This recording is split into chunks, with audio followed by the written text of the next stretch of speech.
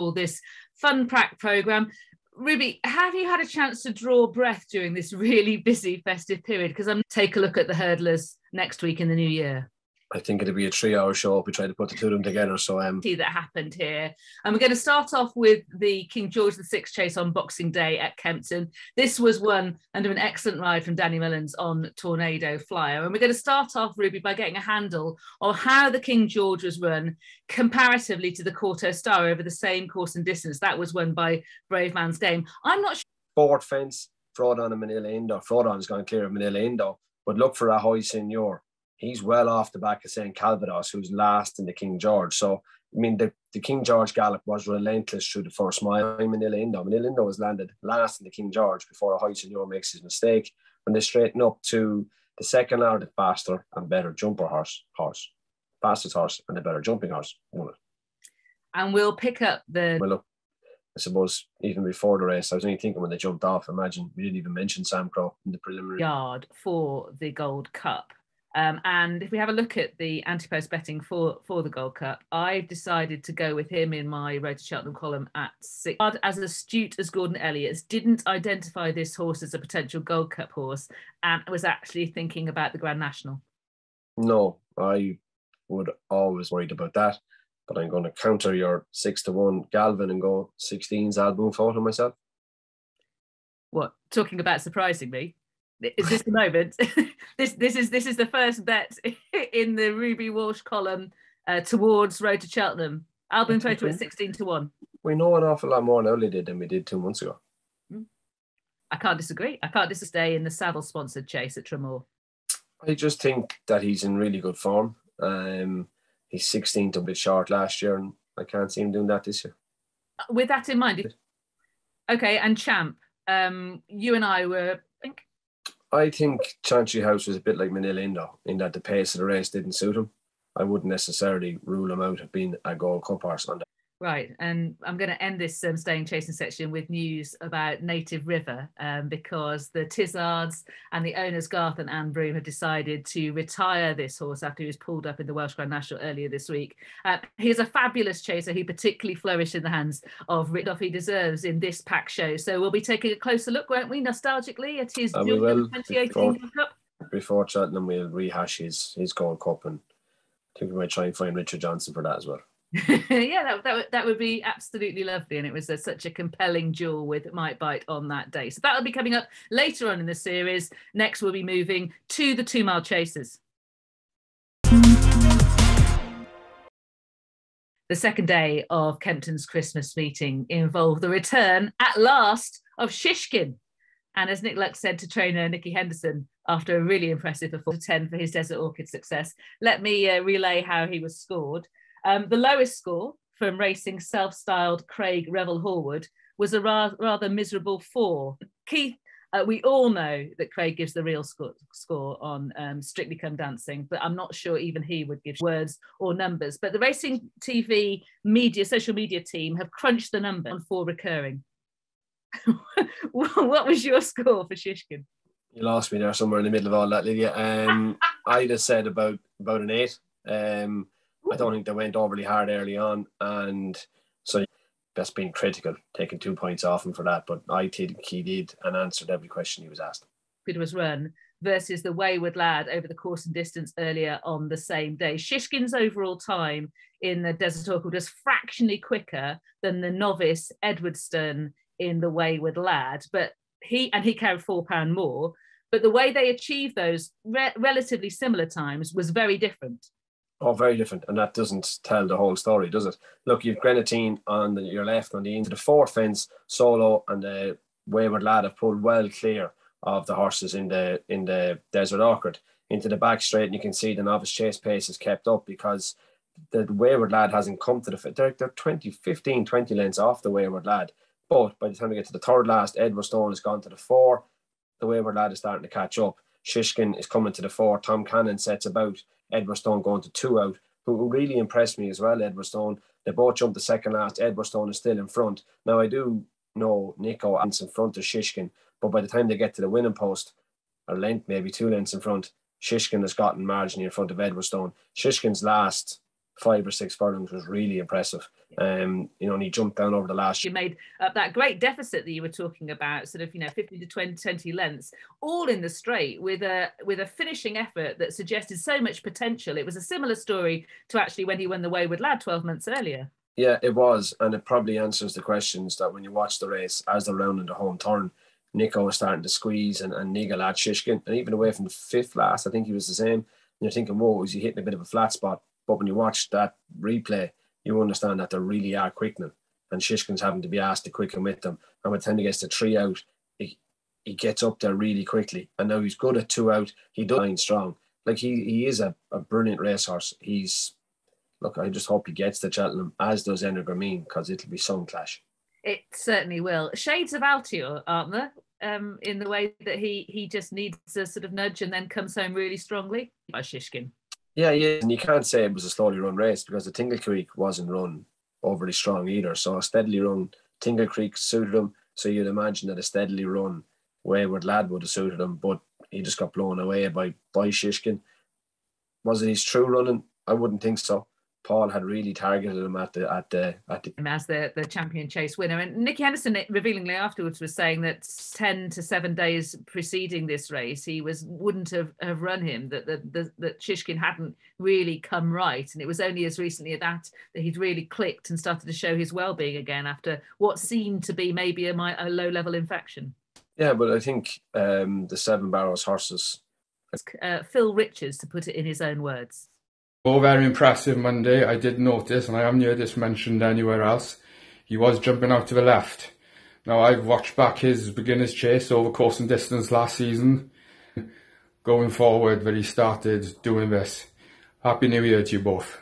And a Happy New Year to you, Phil. Now, Ruby, the adjusting left thing from Shishkin. Phil's had a look at the horse's debut over fences when he beat such a racing phrase that. But you've suggested that there are signs that he's been adjusting left for longer than just over Christmas. Yeah, I would prefer he was going a fraction left than a fraction right. And I think for chasers or jump horses even, there's a lot. A tight turning left-handed track and probably more workmanlike at Aintree, but still nonetheless very, very authoritative. Next in. Now, immediately after victory at Kempton, Nicky Henderson was saying he'll get a Clarence House entry, Shishkin would, but he felt that it would come quite quickly. The entries came out, and we can take a look at those, and a certain Energrameen is among them. And since then, Willie Mullins has indicated that he is planning to go there. Yeah, I think that was Willie's intention. That's why Chacun Pour Soi was declared in Leopardstown, and then Energrameen was being left for Ascot. Look, 2 hours, Chacun Pour Soi hadn't performed in the Tingle Creek. He looked to be the fresher of the two, so he was going to Leopardstown and then Energrameen. No, more of that in a moment. We'll hear from Willie himself. But Energrameen, he'll face the likes of First Flow, he's such an exciting horse, and it builds up to an incredible clash. Let's remember that he came home sore when was only to be pulled out on the day or the evening before. I can't remember, Ruby. Morning off. Yeah. Okay. And this was the reason for it. Willie Mullins telling Gary O'Brien of Racing TV exactly what the problem was. Older injuries. He has 2 older injuries in that area. And, that could be going back to, this could have been coming at him in... So, Ruby, a hamstring injury, but seems to have exacerbated a couple of pre-existing injuries. Or whatever work they're doing with him, but look, it's just... For a race at which he was a bit disappointing, albeit not ridden as positively as he subsequently was impressing at Punchestown when he was beaten in the race by Put the Kettle On last year. Right, so in Chacun Pour Soi 1, Envoi Allen against Battle Over Doyenne, with Sizing Potsy making chase debut for Willie Mullins over the same course and distance earlier on the same card in a beginner's chase. It's going to be interesting to watch it for yourselves, but look, it's same course, same distance, same day, so a bit like the Kempton ones, it's easy enough to do it. Now, obviously you had Mount Leinster in the beginner's chase who likes the front run and go good gallop, but Sizing Fence in the Grade 1, Battle Over Doyenne chose to just follow them, and the graded chase gets to the first. Dion and Envoi Allen are still a considerable distance in front of Mount Leinster, who's clear of Hawthorne Couleur. Now, Battle Over Doyenne and Envoi Allen, they went at it hard in the middle of this race. To the third last, the they're a long way in front of the beginner's chase. This race was run really strongly through the middle part for Envoy Allen and Battle Over Dyoun. I would say partly Jack Kennedy knowing Envoy Allen, knowing him, knowing his history. He'd had a wind operation in the past. Battle Over Dyoun stays. I'd say he was really trying to push Envoy Allen, but Envoy Allen eventually gets on top of him. And you see him, he's clear of Hawthorne Colour jumping the last fence. But this is what's interesting. Envoy Allen, who had been a long way in front of Hawthorne Colour, was still clear of him at the last, ends up finishing behind Hawthorne Colour, who run really strongly from the last compared to Envoy Allen, who has folded, and Hawthorne Colour runs a quicker time. Denis coming home ahead as well. I think Paul Tannen judged it really well on Hawthorne Colour, much did as Tom Cannon did on Edwardstone earlier, but more of them later on. Did they go hard enough, Envoy Allen and Battle Over Dyoun, in that middle part of the race to justify finishing? That he should have finished better. But I wasn't overly impressed with his finish at Down Royal. And we highlighted that early in the show. He plugged away in the John Durkan. I didn't think he was a 2-miler watching him in the John Durkan. He'd off to an extent. He beat Easy Work when he won the Ballymore. Easy Work had a high enough rating, but he's gone missed. And none of those are superstars. When you look back at Envoy Allen's form, was he the superstar kid that hasn't transformed into the great adult? I think there's a chance he is. Yeah, there was a sense that from the Henry de Bromhead team, I think, is that at least we win a Grade 1. Yeah, but I just wonder.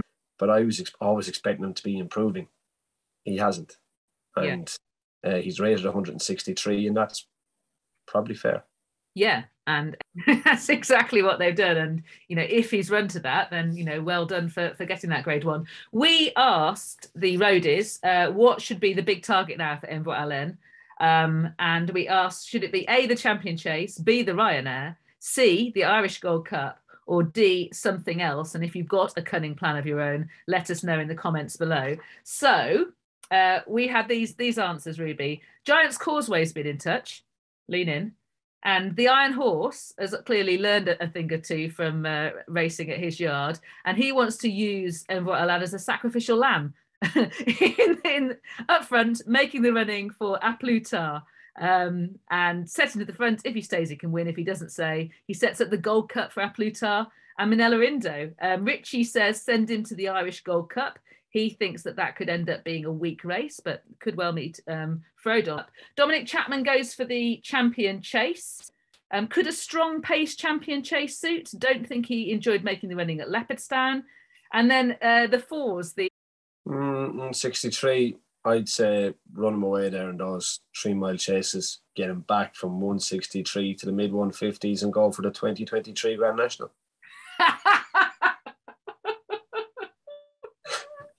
Henry Block curious. Lots of people agree with you about Aintree, but I don't think they were thinking 2023 Grand National. They were thinking the Melling Chase or the Betway Bite. Okay, so let's have a look to end this section at the Ryanair betting. There hasn't been a great deal of impact on this over the busy festive period. This is often a market that doesn't really form until very, very close to the race. Did you think there should have been anything that impacted on this, Ruby? I didn't think so. I thought horses that may be disappointed in the King George, or that was about it really. Maybe in the Savills, Franco de Port, like Album Photo. I don't think Allaho did his credentials any harm standing in his stable. No, indeed. I don't think he's going to be losing much sleep, having seen what he's seen over the Christmas period for the Ryanair Chase. I could see maybe Jandil hitting a place. We'll have to see. Right. Okay. So that is the 2-mile and other chases. Our final section will be the novices.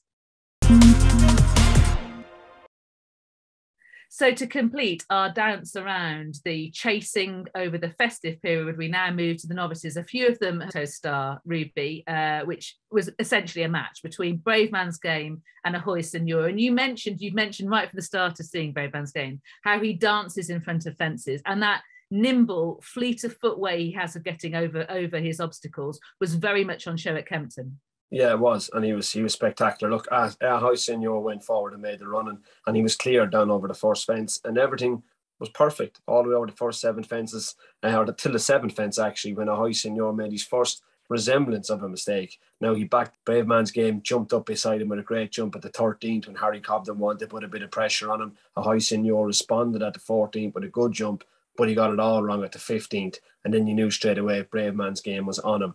Down the straight, the race was really on. Over the third last, they were upsides. Over the second last, they were both good together. But then Braveman's game quickened up and went to the last and danced on the takeoff side. Harry Cobden sent him. He said no, but did... Clever.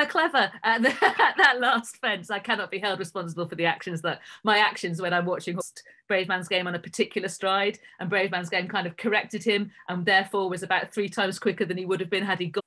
I think the race really sort of set up for him, didn't it? It was steadily enough run in the first half, really steadily run at the start of the second half, and then turned into the sprint. He's got that turn of foot, that mixture of speed and stamina. And afterwards, Paul Nicholls was working backwards from next year's King George. And I can see that. The owners, John Dance and Brian Drew, also want to take in the Festival Novices Chase. And Paul Nicholls has clearly allowed himself to be persuaded, as if it would ever have been otherwise, to go. Braveman's game's demeanour through the race made me, watching it, think they were going faster than they were. I was never sure how happy Harry Cobden was. He was never really on the bridle. I was looking at it thinking, oh, is Harry going as fast as he wants to be going? That's how it looked. So that doesn't back up with the times in the race. So he's just a very relaxed individual as well. But I was worried for him in the first circuit at times, thinking, is today's day? Funnily enough, I thought that over the first 2 fences. But then I started looking at how Ahoy's Senior was jumping. I just think he was still circuit. He doesn't look that straightforward, but he only has half the runs in his life that Braveman's game has as well. The High Senior, he's had 5 starts before that. At Braveman's game and had 10. So he's still a relatively inexperienced horse, the High Senior. Okay. Lucinda Russell had his part in the Kauto Star. And she wanted to get the experience into the horse, and he's clearly in need of that. They're still thinking that he's going to be a top class horse, and I think they should still feel that way. The thing about him is, I think he'll keep learning. He's still a baby, and I wouldn't write him off on one below par effort. And Weatherby as well, loads of fences down the back, up the home straight, and it's jumping practice he needs. And Native River took that en route to the festival, but of course he ran in the National Hunt Chase. Would you be inclined to try that? It's a much classier race than it used to be. It's not for boats. It is. I'm channeling Gary Moore. Could you see that? Yeah, I could. Yeah, in a better race, but they opened it up to better horses. Would you go there, or would you go to the festival? Novices Chase. I wouldn't be rushing to make any decision. I'd wait and see what Weatherby brings. Mm-hmm. They don't have to decide now. True. Braveman's game was not the answer you wanted, though. No, I'm perfectly happy with that answer. I think it's entirely true. The Tartan will tell us a lot more, and there's plenty of water to go under the bridge. I mean, Braveman's game, for example, later it was Enter Galopin des Champs. Now this performance is incredible to watch. Lined up, bucked out, good and handy down to the first fence, absolutely fluid. The 8th was a massive jump. Gets to the 9th and he tightens up. He gets in close short. Foxrock is over to the left. He wants to go to Bray. And away with it in commentary, he could go round again. Yeah. And that is the way it looked. Gary O'Brien said, not to sound sort of over-exciting, but is there a horse, could there possibly be a horse of any greater potential than this in the entirety of Willie Mullins' yard? And Willie kind of mentioned Fernie Hollow, he mentioned Auton Couleur, before conceding that this run was just spelt something extraordinary, particularly the age he is.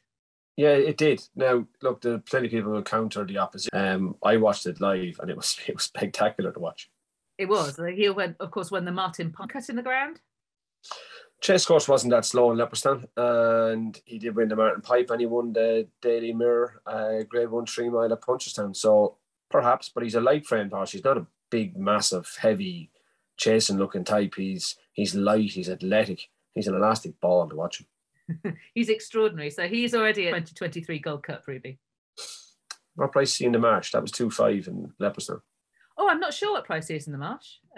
We can have a look for you. I will check that out while we talk about the Fury Road, who won the Neville Hotels Grade 1. Now, he was due to run against Galopin des Champs, wasn't he? Yeah, no, good idea. They're going to have to take on Galopin des Champs. That was really clever. But the start of the Nevilles, Mr. Incredible just refused to race. Didn't whip around or anything, went to go forward and just jammed on. But it was interesting to watch 6 of them basically racing the line down over the first 4 fences.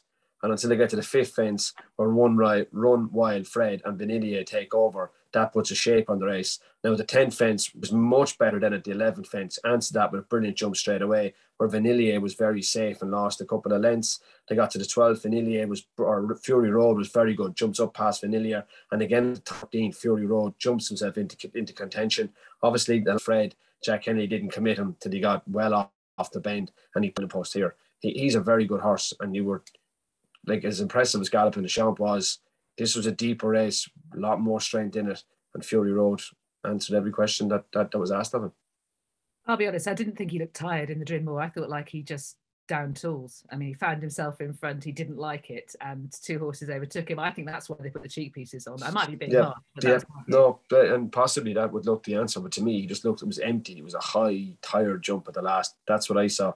And I think with the run under his belt, as well as the application of cheek pieces, he was a fit horse. Okay, and he heads toward the Festival Novices Chase. What did you make of Run Wild Fred? I mean, that was quite a sizable error that he made. Do you think that knocked the stuffing out of him? I think it would have to have had an effect, and he looks tailor-made for the National Hunt Chase, and he has the runs, the experience that's required to win that race. And how about Vanier, who raced towards the inside, and he seemed to be mostly, apart from that mistake, out-jumped by Run Wild Fred, and he kind of started backing off them. He looked like he could do with cheek pieces or something like that. He looked too safe. He looked like he needed something to help him attack his jumps. He was just losing too much ground. Okay, so we've talked about the Festival Novices Chase betting. How about the National Hunt Chase, Novices Chase betting? Run Wild Fred is joint favourite with Statler for that. Have you got any sort of wider thoughts about it? Those point you towards a horse with Run Wild and handicappers who are novices. That's definitely true, and I think 5-1 looks pretty reasonable to me. Master McShee won the Faheen Novices Chase for Ian Power and Paddy Corkery, getting it on the line. And he jumped really well. He was a dead maiden over fences. At the 5th fence, look, they're all quite close together, but it was a definite change of tactics in Gabby Nako. He tucked in after being very prominent in the Dryn Mor. Down the 7th fence, they all jump it really well. Fire Attack is in front. At the 9th, Global Equity in the light blue colours makes a bit of a mistake. The 3 out, Farragh Daloon, she has to make up. They both jumped the last fine, and Master McShee does them on the nod. It was a brilliant story, great performance. I'd say Farragh Daloon probably wants to go a bit further, and it's just about as far as Master McShee wants. That was a terrific ride. He nailed it on the line. I admired the ride because he held on as long as he possibly could, didn't he? He certainly did, and landed him on the line. I think if he'd gotten to Farragh Daloon a couple of strides earlier, Farragh might have rallied. He was on the line, take your chances, and he got paid. What could Master McShee be? Because I mean, he can get quicker over his fences. I think potentially. I mean, that was shown in the last 2 fences. But he was quite progressive in the early part of last season as novice hurdler before bleeding at the Dublin Racing Festival and never regaining his form. What's your take on what he could be as a chaser? But so I suppose the key to that is not bursting. So as long as they can keep him healthy, more so than the Arkle would look up his street. I know I said he did the 2 minutes ago he doesn't want to go any further, but on drier ground at Leopardstown, he might stretch out to that distance. But look, he was second to Appreciated. He beat Atlantic Fairy. He beat Sea Ducker last year. Yeah, look, he then trained off, but as long as they can keep him healthy, he has a bright future and a great story for Paddy Corkery. This period, you asked about Galopin Des Champs for this. 7-1's best, Ruby. What do you think of that?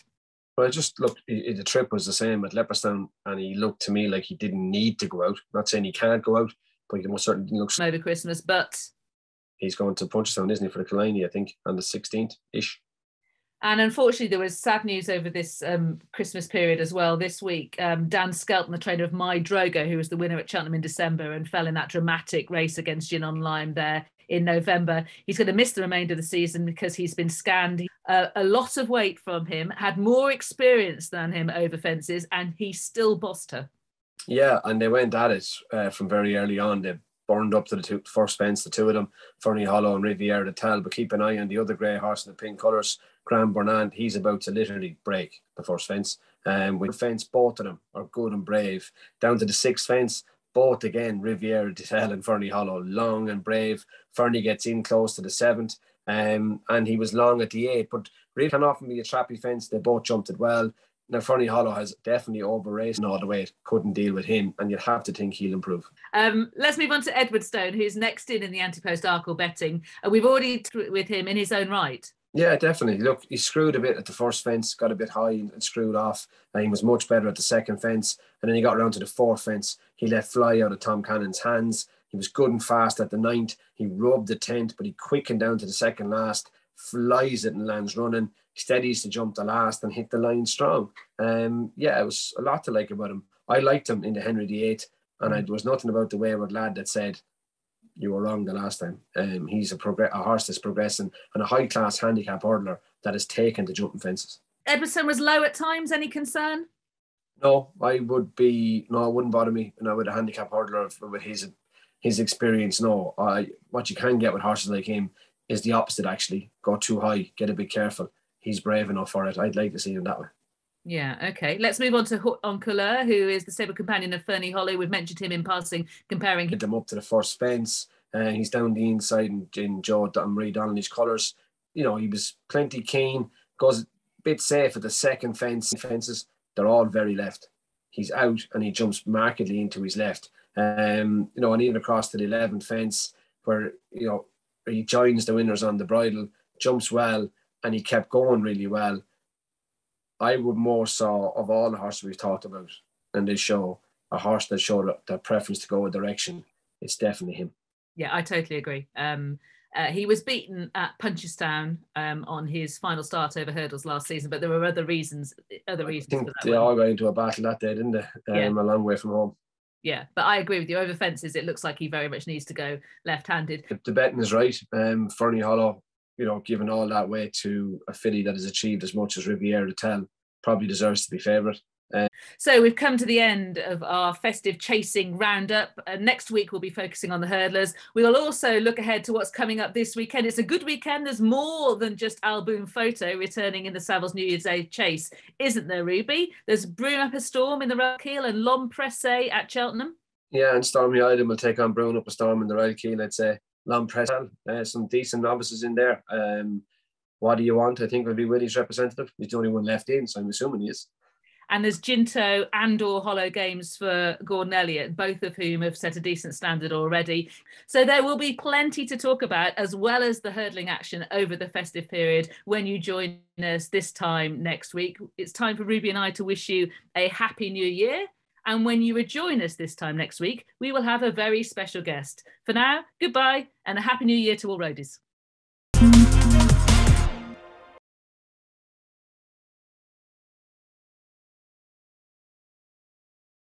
Don't feel like a punter, feel like a favourite with our best odds guaranteed on all UK and Irish races.